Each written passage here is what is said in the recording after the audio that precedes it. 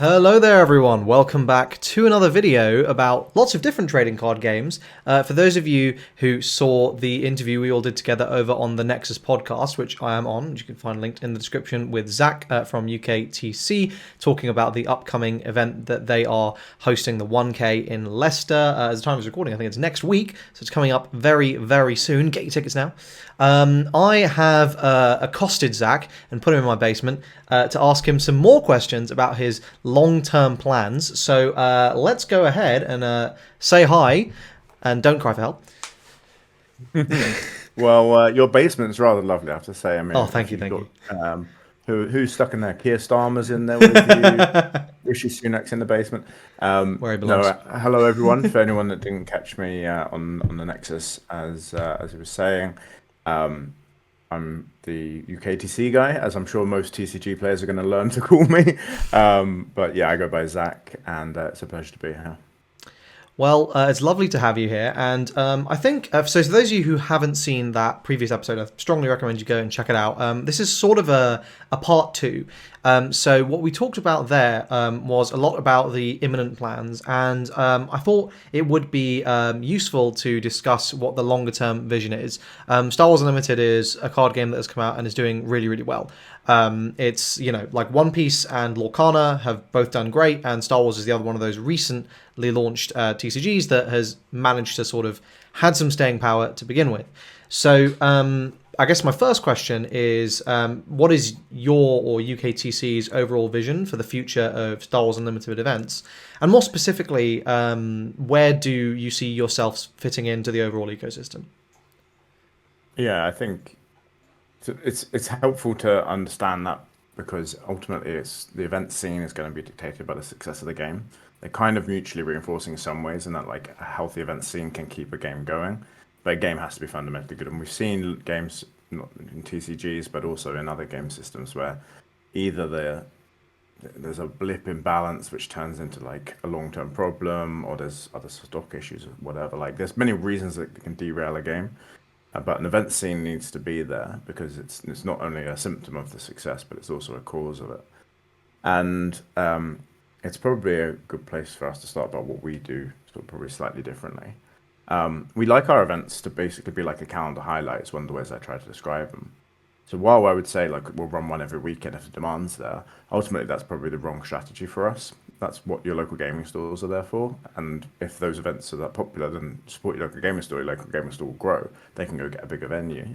What we want to do is basically provide events that you can work towards. So these are the events that you are going to your gaming store to practice for. They're the events that people are talking about. Hey, what are you bringing? Oh, I don't know. I've got this new tech piece out. I'm going to try it out this weekend and work and see if it works.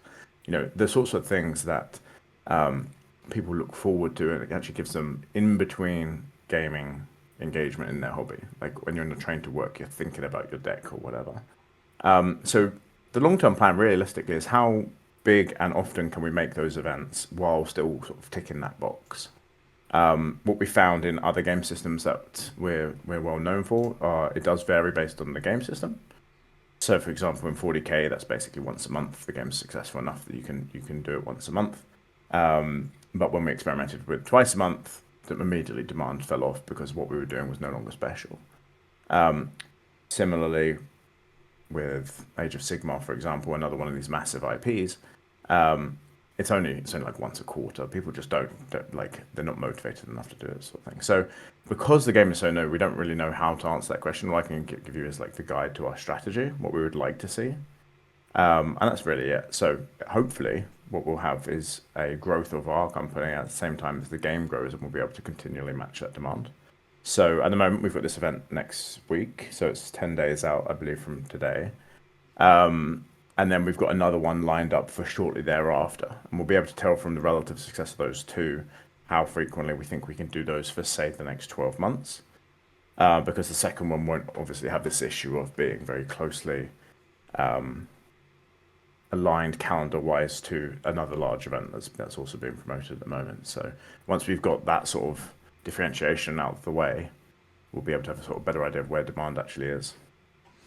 No, that makes sense. And I think, speaking of differentiation, one of the ways that it would be interesting to see is how one of the things I'd be interested to hear is how you're going to differentiate the UKTC events from the official circuit, where they are not official circuit events, because I'm sure they're not all Yeah. going to be.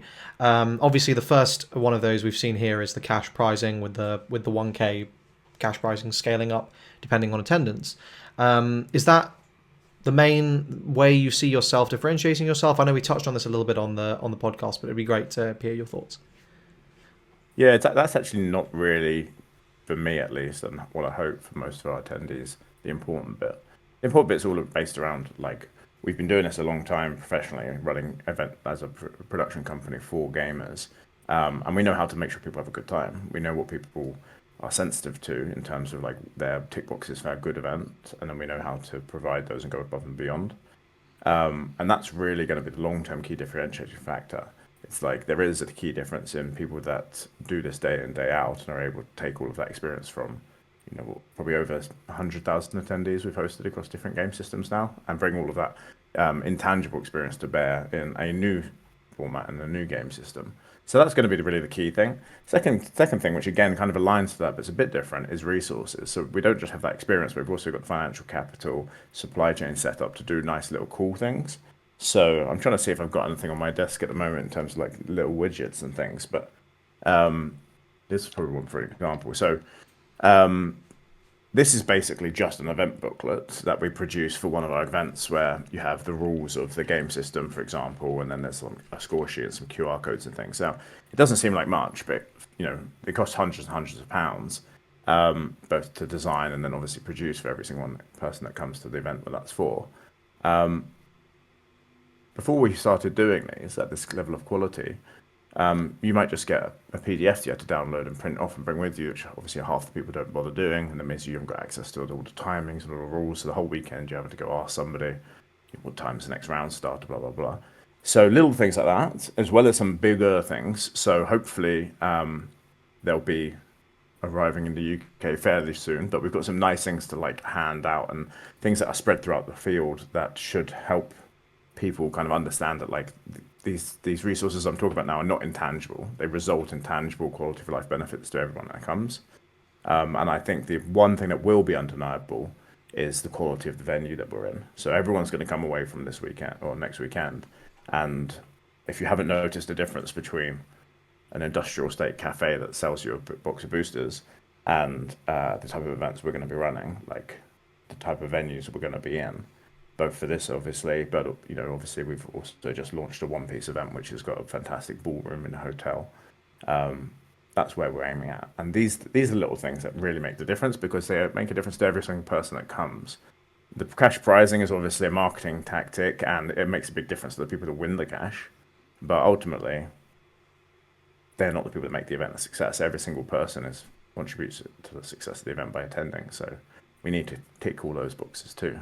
Absolutely. I think what you were saying on the podcast was, I mean, yeah, like the top 8 players are going to go ahead and they're going to get whatever they get, right? They're getting the pricing, they're getting the bulk of it. But if you've got 100 players, or if you've got 50 players, how many players you've got, like the minority are the ones getting that thing at the end. And as you say, like the event's only a success if everyone who goes is, or most people who go have had like a good experience. And so all these things you're talking about, I think are going to go a long way to doing that. I'm looking forward to attending my first event. Unfortunately, I can't make the Leicester one, which sucks, but I will be at the next one.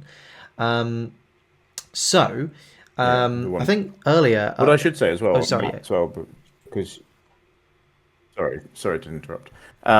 One thing that I didn't answer, which you were asking, was about how we're differentiating ourselves, not just from other events, but specifically like official events. The official circuit is not a thing yet, right? We know roughly the structure of it, and there's some of the smaller events that have been announced. What I can say is, FFG is owned by Asmodee. We already have a contract with Asmodee to run their Star Wars franchise OP for their miniatures game circuit. So we run their national championships and all that for Shatterpoint and Marvel Crisis Protocol and that sort of thing. So long term, yeah, the cash prize was a way for us to provide price support outside of the official structure. But there's nothing to say that, if we're running 1,000-person event, that there's no reason we wouldn't expect to be in discussions about what its official status may or may not be. Yeah, of course, absolutely. And I think it'll be great to to see that when those big events do start coming through. Hopefully sooner rather than later. FFG. Anyway, the next question I wanted to ask, and I think this was one of the I think related to making sure that everyone has a good experience, is obviously there's lots of different types of players who go to these events, right? There's obviously the hardcore sweats like me, but then there's the collectors who maybe are going to do some trading, or maybe going to do drafts, or whatever have you. And then there's casual fans, or people just going with their mates. They've not necessarily been to these major events, or they want to experience it, or they're just going to have a good time. How are you envisaging catering to all these different groups of people, maybe better than some of these events that we've had in the past? Yeah, well, I think we're sort of starting off with them in mind because I'm a businessman primarily, right? This is what I do for a living, as well as my employees. Like, there's a few of us that want to run events that are successful, not just for the attendees, but also for us. Otherwise, we won't be here tomorrow. And the core of the business is it's just like winning the prizes. Like, the event is not successful as a business endeavor by 8 people winning. It's by everyone coming. So we're really incentivized to hit all of those demographics to make sure that people get something out of it, and the events are large enough to go on.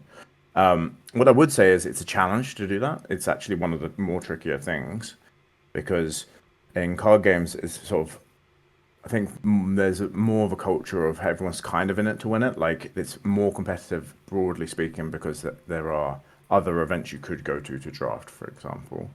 Now, the collector thing is probably relatively easier to solve because we're going to be trialing different vendors and singles traders and all that sort of stuff, both at Leicester, and obviously we'll see how that goes in terms of going to match certain types of vendors to certain sizes of events. So there will be some people in attendance next weekend vending, for example. So, the singles market's still relatively new, obviously, for Star Wars. So we'll have to see how that develops, and hopefully we can continue to support that side of the hobby. Obviously, there's no such thing as competitive collecting, but facilitating people's ability to buy singles or trade at tables. So you're having a trading space or something like that. There's also community ways to do it. So advertising in advance, like a Discord channel where people can pre-arrange trades or something like this. Obviously, we're new enough in the TCG space that our Discord at the moment is primarily tabletop gaming focused rather than TCG focused. There's no point trying to do that yet. We're still at that beginning point where we're trying to build both communities, but there's no reason that we can't accommodate that.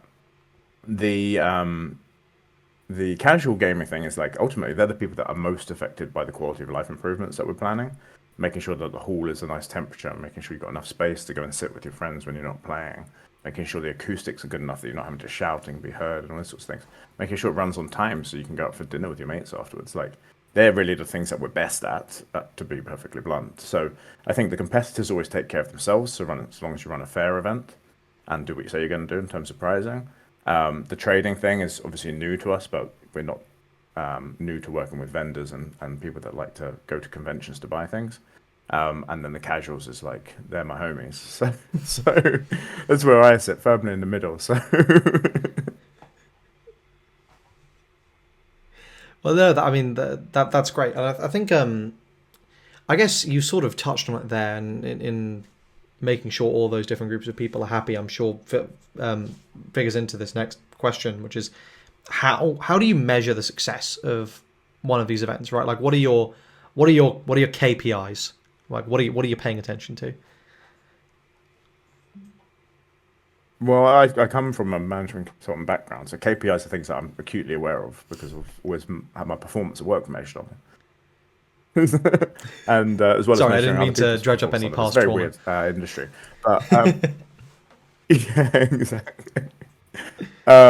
But so there's two fundamentals for me, right? And they're both directly related to each other because one is like consumer satisfaction as a percentage.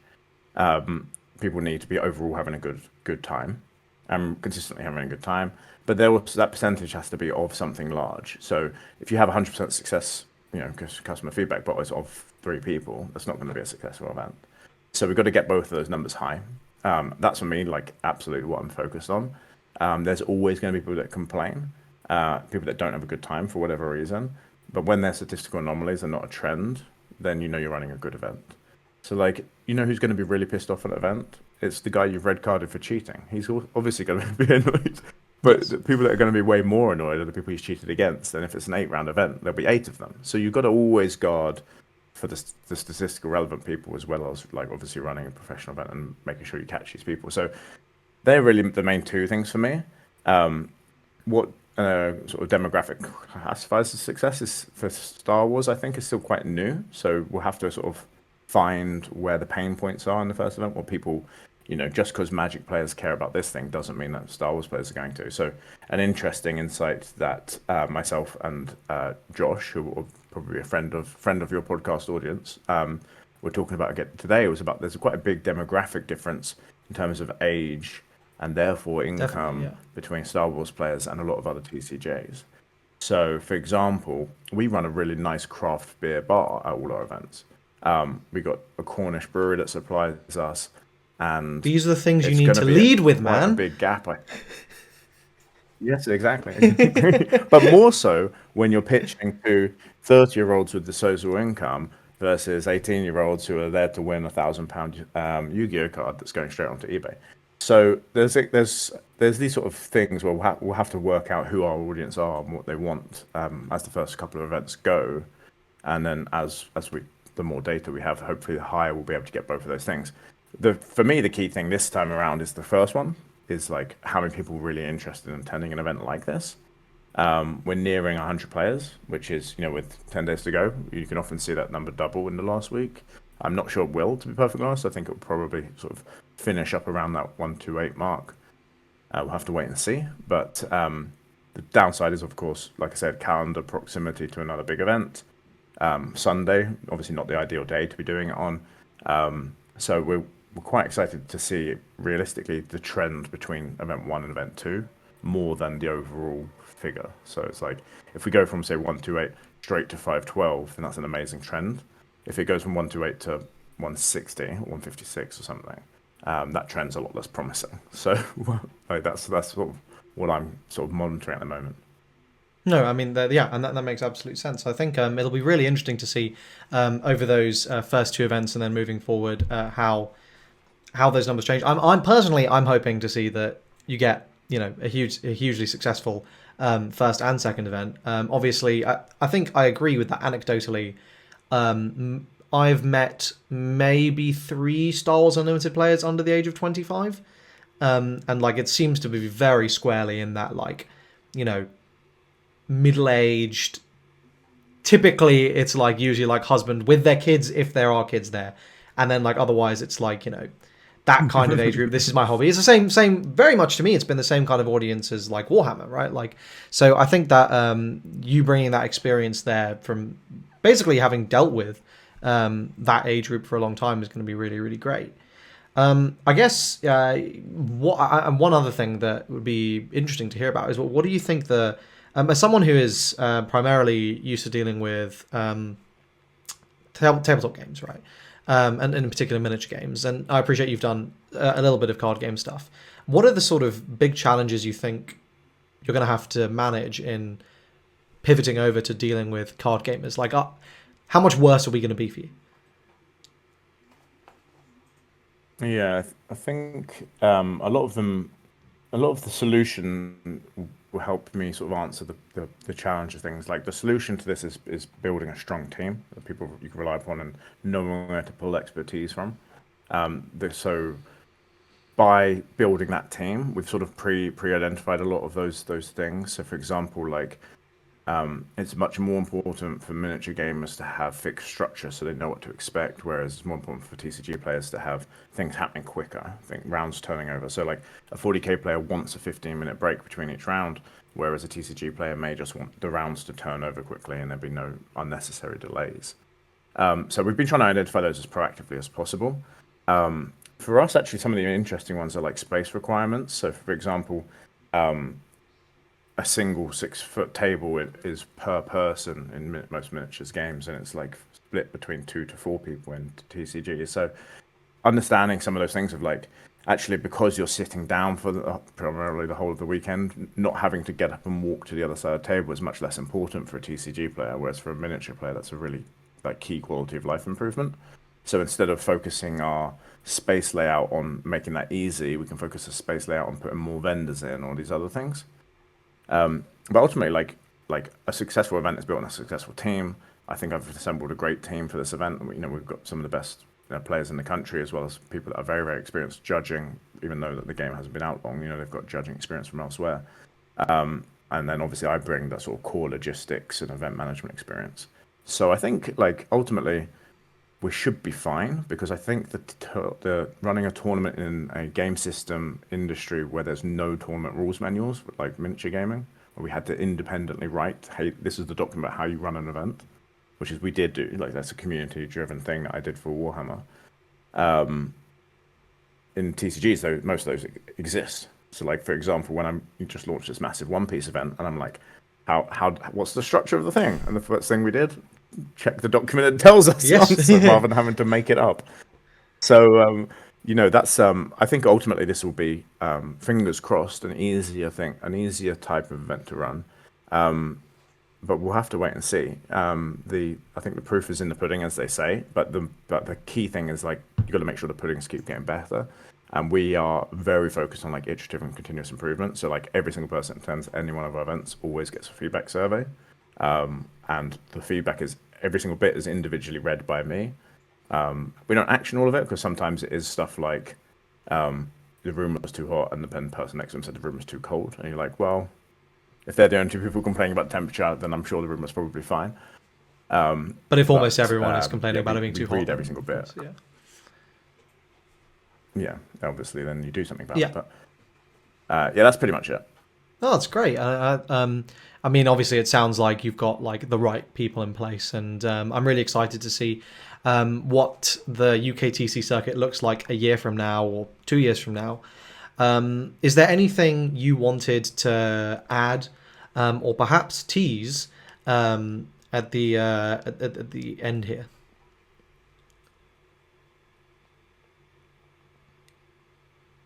Yeah, so well, tease. I've been teasing people for a while about saying there's a second one coming. Yes. So what I will say is that's going to happen in London, and it's Yes, going to be on a Saturday.